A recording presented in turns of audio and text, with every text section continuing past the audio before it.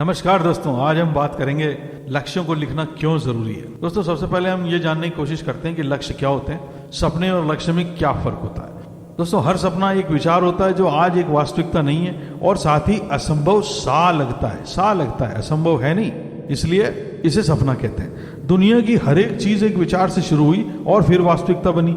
किसी समय telephone, train, हवाई जहाज, मोबाइल फोन और जो भी आप आज देख रहे हैं वो वास्तविकता नहीं थे, पर कहीं किसी के दिमाग में उपस्थित थे। उसने इन चीजों के बीज को अपने मनरूपी खेत में बोया और उसे पानी, धूप और खाद देकर किसी पौधे की तरह बड़ा किया, और उस पौधे ने जो फल दिया उसे आज आप टेलीफोन, ट्रेन, हवाई जहाज, मोबाइल फोन के रूप में काम में ला रहे हैं। दोस्तों, जब आप सपने में तारीख डाल देते हैं तो वो लक्ष्य बन जाता है। A dream with a date is a गोल।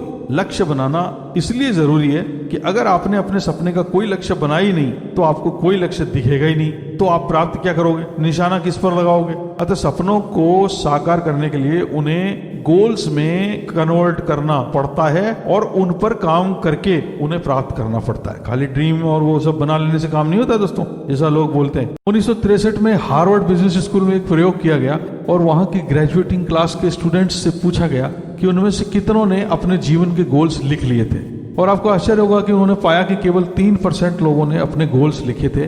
25 साल बाद उन लोगों से फिर से संपर्क किया गया तो उन्होंने पाया कि उन 3% लोगों की जिन्होंने गोल लिखे थे, नेटवर्थ बाकी पूरी क्लास से ज्यादा थी। और यही नहीं, वे 3% लोग खुश थे और वो कर रहे थे जो वे जीवन में करना चाहते थे।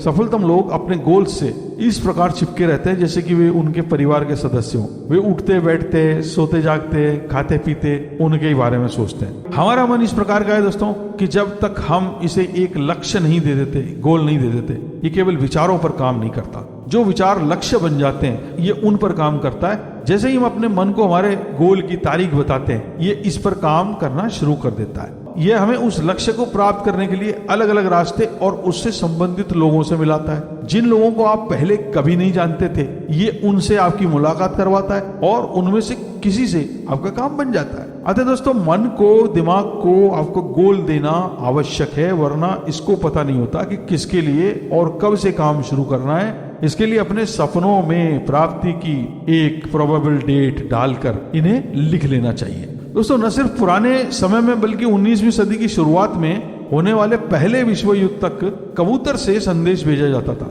कबूतरों में भी होमिंग प्रजाति इसके लिए विशेष रूप से जानी जाती है। होमिंग प्रजाति के कबूतरों की विशेषता थी कि वे उन्हें एक जगह से अगर किसी जगह के लिए भेजा जाता था तो वे अपना काम करने के बाद वापस लौटकर अपनी जगह आ जाते थे। इससे संदेश पहुंच जाने की पुष्टि भी हो जाती थी, कंफर्मेशन मिल जाता था। बताया जाता है कि होमिंग प्रजाति के जो कबूतर होते हैं वो अपनी जगह से 1100 किलोमीटर आगे उड़कर जाने पर भी रास्ता भटके बिना वापस लौट आते थे। उनके उड़ने की रफ्तार भी 60 माइल्स पर आवर होती थी, जो कि संदेश एक जगह से दूसरी जगह पहुंचाने के लिए पर्याप्त थी। प्रकृति में होमिंग प्रजाति का कबूतर एक ऐसा पक्षी है दोस्तों जिसकी अपने घोंसले तक पहुंचने की क्षमता जो है वो जबरदस्त है। इस पक्षी को आप इसके घोंसले से 1100 किलोमीटर दूर तक और किसी अंधेरे डिब्बे में कपड़े वपड़े से उसको कवर करके अगर ले जाएं तो भी जैसे ही आप इसे खोलकर छोड़ेंगे, यह आसमान में जाकर 3 बार चक्कर लगाएगा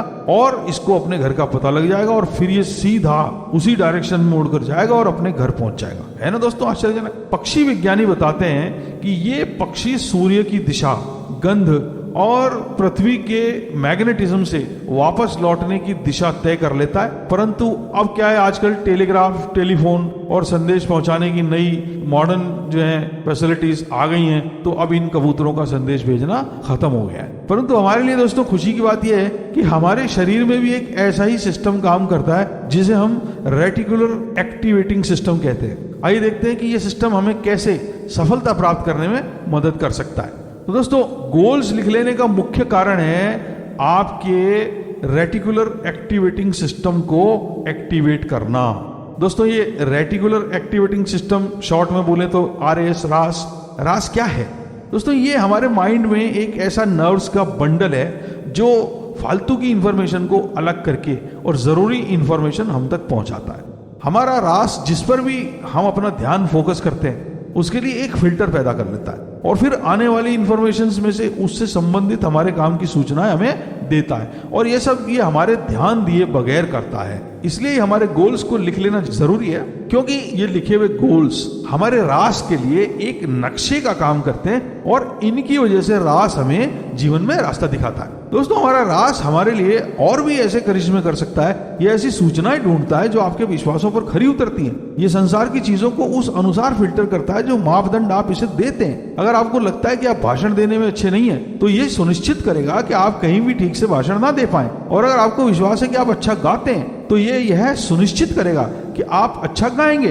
रास आपको वो देखने में मदद करता है जो आप देखना चाहते हैं, और ऐसा करने में ये आपके प्रयत्नों को प्रभावित करता है। नए माता पिता बने लोग रास की वजह से ही सो पाते हैं। वे ट्रैफिक की आवाज में भी सो जाते हैं, पर जैसे ही उनके बच्चे की जरा भी आवाज या गति होती है तो वे उठकर उसे संभाल लेते हैं। रास के ही कारण एक भीड़ भरे कमरे में यदि आपका नाम लिया जाए तो उसे आप सुन लेते हैं। आपने देखा होगा ना, जैसे कोई सिंगर वगैरह आता है तो वो नीचे स्टेज से नीचे दुनिया भर की पब्लिक होती है।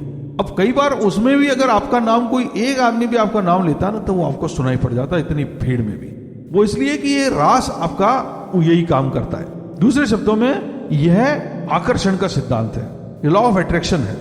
एक बार जब आप अपने लक्ष्य निर्धारित कर लेते हैं तो उन्हें फिर साफ साफ लिख लीजिए और फिर देखिए आपका रास उस पर तुरंत कार्य शुरू कर देगा। यह आपके गोल्स के अनुसार लोगों, जगहों, अवसरों, परिस्थितियों और दूसरे साधनों का प्रबंध करेगा। इसीलिए कहते हैं कि जब आप काम शुरू करेंगे तो अपने आप आपके लिए रास्ते, आगे के रास्ते खुलते जाएंगे। जो लोग परेशानियों को देखकर काम ही शुरू नहीं करते, वे इस रास की शक्तियों से वंचित रह जाते हैं। इसलिए दोस्तों कहा जाता है कि आप शुरू तो करिए, आगे तो सब अपने आप होता चला जाएगा। शायद यही कारण है कि आपने ऐसे कई लोगों को सफल होते देखा होगा जो स्मार्ट नहीं थे, कम पढ़े लिखे थे, पर वो आज ज्यादा सफल हैं और ज्यादा कमा रहे हैं और ज्यादा समृद्ध हैं बनिस्पत उनके जो उनसे ज्यादा पढ़े लिखे हैं और स्मार्ट हैं। कारण कि उन्होंने लक्ष्य बनाए और रास की मदद से उन्हें प्राप्त कर लिया। और कई ज्यादा पढ़े लिखे लोग अभी तक उन चीजों में खामियां निकाल रहे हैं या बाल की खाल निकालने में ही लगे हुए हैं। दोस्तों, अपने गोल्स को लिख लेना कोई नई बात नहीं है। कई अविश्वसनीय सफलता की कहानियां इस पर आधारित है। कहा जाता है कि हॉलीवुड के जो प्रसिद्ध अभिनेता हैं, कॉमेडियन जिम कैरी, जब वे अपने शुरुआती दौर में थे तो उन्होंने अपने आप को एक $10 लाख का चेक लिखा और कुछ वर्षों बाद ही वो यह रकम प्रति फिल्म कमा रहे थे। दोस्तों, फुटबॉल के खिलाड़ी लाउ होल्ड्स का एक गोल नहीं था, 107 गोल थे और उन्होंने वो सभी लिख डाले। और 1966 में जब वे 28 साल के थे और बेरोजगार थे, उन्होंने वो तब लिखे थे। उनके लक्ष्यों में अमेरिकी राष्ट्रपति से मिलना, एक फुटबॉल टीम को सिखाना भी शामिल था। दोस्तों, सरप्राइजिंगली 50 साल बाद लाउ होल्ड्स ने अपने सारे गोल्स पूरे कर लिए हैं। उनकी वेबसाइट पर उनके न केवल अमेरिकी राष्ट्रपति से हाथ मिलाते हुए फोटो है, बल्कि पोप से भी हाथ मिलाते हुए फोटो है। उन्होंने फुटबॉल की प्रसिद्ध टीम नॉटर डेम को सिखाकर उनको 1988 की चैंपियनशिप दिलवाई थी। दूसरा कारण गोल्स लिख लेने का यह है कि अगर आप अपने गोल्स को केवल सोचते हैं, लिखते नहीं हैं, तो आप केवल कॉन्शियस माइंड का उपयोग कर रहे होते हैं। परंतु जब आप उनको लिख लेते हैं तो आप अपने सबकॉन्शियस माइंड का भी प्रयोग कर रहे होते हैं, जो कि उन्हें वास्तविकता में बदलने की क्षमता रखता है।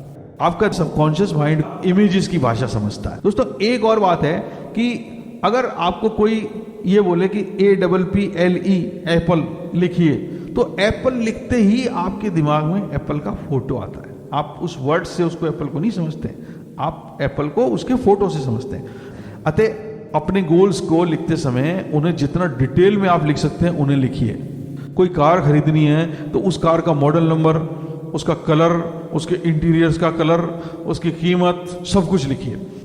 कोई घर लेना है तो उसके कितने कमरे होंगे, कितने बड़े होंगे, उसकी लोकेशन, उसमें कमरों के कैसे दरवाजे होंगे, कैसे पर्दे होंगे, घर का कैसा गार्डन होगा, सब कुछ लिखिए।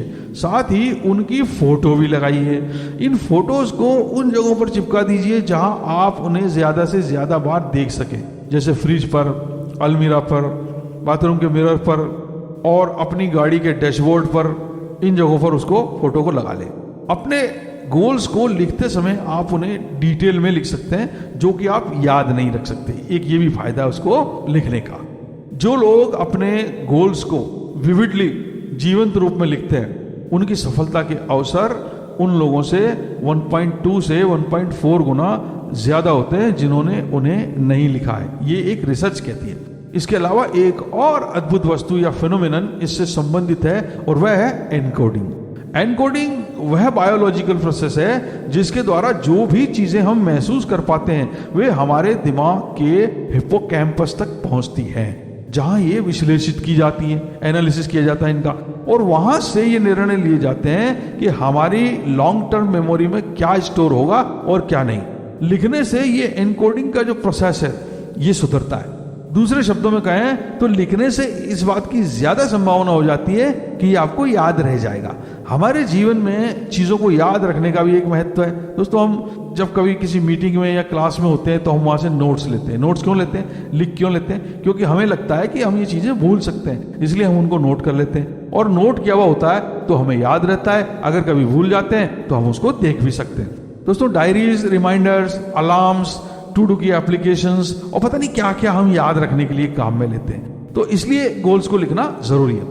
तो दोस्तों, इस तरह से आपके लिखे हुए गोल्स और उनकी इमेजेस, पिक्चर्स को आप देखते हैं तो आपके मस्तिष्क में वे रजिस्टर हो जाती हैं और फिर आपका रास उन पर काम शुरू कर देता है और ऐसे रास्ते निकालता है जिससे आप उन्हें प्राप्त कर सकें। परंतु अगर आप अपने गोल्स को लिखते नहीं है तो आपके रास के पास कुछ नहीं है जिस पर वो काम करें, और फिर बिना लिखे तो आप बार बार देख भी नहीं सकते कि क्या था, और आपको अपने कॉन्शियस माइंड को भी बताने के लिए कुछ भी नहीं रहता है। जब तक आपका कॉन्शियस माइंड किसी भी चीज से फैमिलियर नहीं हो जाता, ये उसको आपके सबकॉन्शियस माइंड को भी पास ऑन नहीं करता है। ये आप शायद जानते होंगे।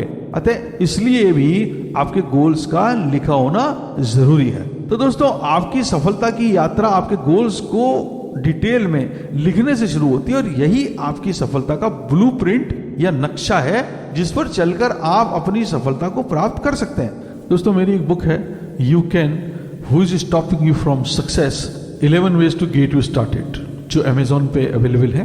पेपर बैग भी अवेलेबल है, ई बुक भी अवेलेबल है। इसमें ये रेटिकुलर एक्टिवेटिंग सिस्टम, आपके ड्रीम्स, गोल्स कैसे बनाएंगे आप उनको, क्या तरीका है उसको बनाने का, और फिर रेटिकुलर एक्टिवेटिंग सिस्टम उस पर कैसे काम करता है, ये सब चीजें उसमें डिटेल से बताई गई हैं। मैंने उसकी लिंक नीचे दी हुई है, आप चाहें तो उसको वहां से खरीद सकते हैं और इन सब के बारे में डिटेल में जानकारी प्राप्त कर सकते हैं। तो दोस्तों, आज ही समय निकालकर अपने गोल्स को जितना डिटेल में लिख सकते हैं लिखिए, और सुबह उठते ही और रात को सोने से पहले उन्हें एक बार जरूर देखिए और पढ़िए। सफलता के लिए दोस्तों मेरी शुभकामनाएं आपके साथ हैं। दोस्तों, आज इस वीडियो में बस इतना ही। अगर ये वीडियो आपको अच्छा लगा हो तो इसे लाइक करिएगा, दूसरों के साथ शेयर करिएगा, नीचे कमेंट बॉक्स में अपने कमेंट दीजिएगा, और अगर आप पहली बार हमारे चैनल पर आए हैं तो इसे अभी सब्सक्राइब करिएगा और बेल आइकन भी दबाइएगा और अपने नोटिफिकेशंस को चालू रखिएगा ताकि आपको हमारे नए वीडियोस के बारे में जानकारी मिलती रहे। आपसे मुलाकात होगी हमारे अगले वीडियो में। तब तक के लिए नमस्कार, धन्यवाद।